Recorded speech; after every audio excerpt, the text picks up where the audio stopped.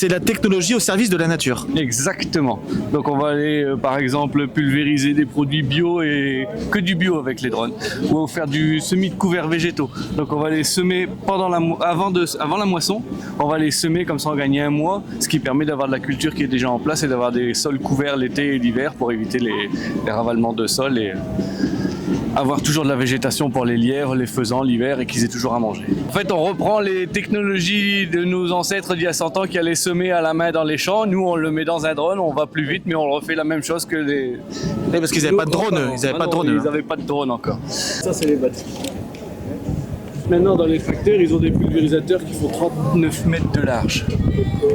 Donc leurs traces de tracteurs font 39 mètres de large. Donc s'ils veulent aller semer les couverts avant moisson, il faut qu'ils jettent les graines à 39 mètres de large. Et c'est impossible. Et du coup, moi, je fais des rangs de 5 mètres et je sème sur 7 mètres.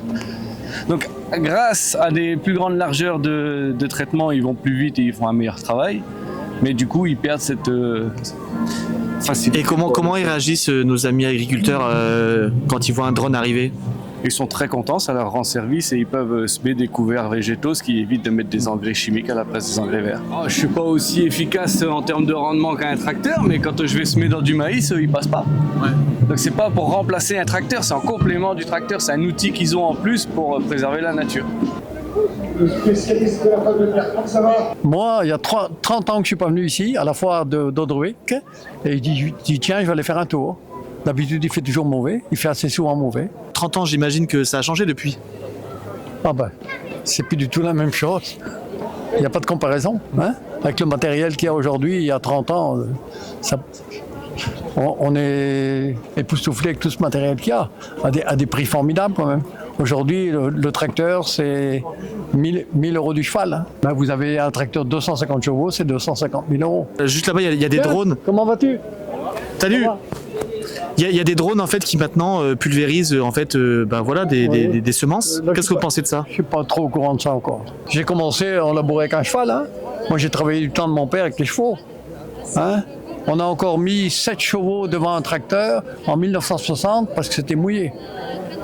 7 chevaux devant un tracteur pour retirer le tracteur? Pour sortir la remorque de betterave qu'il y avait sur le champ. On a bavé des fois dans le temps avec les chevaux.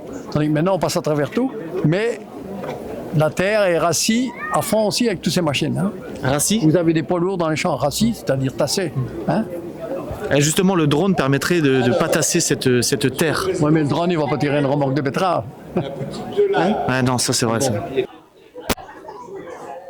Ça tout simplement c'est un GPS John Deere. L'idée c'est de gagner en productivité, baisser les coûts de productivité aussi des agriculteurs, les intrants, optimiser le temps de travail et améliorer leur confort aussi. Concrètement ça consiste en quoi? Alors on va créer une ligne de guidage et puis on va calculer notre correction directement du tracteur là où est-ce qu'il est. Donc en fait on va lui dire une ligne rectiligne et le tracteur il va avoir pour mission de suivre cette ligne. Vous pouvez voir ici qu'on a créé une ligne de guidage, on a référencé la parcelle, on a délimité les fourrières et puis on a aussi directement montré les voies de jalonnage. Donc lorsque l'agriculteur repassera plus tard avec son pulvérisateur ou son distributeur d'engrais. Ça fait déjà 20 ans qu'on fait de l'autoguidage comme ça. Donc on a une plateforme connectée aussi qui nous permet d'améliorer la traçabilité des agriculteurs envers leurs salariés.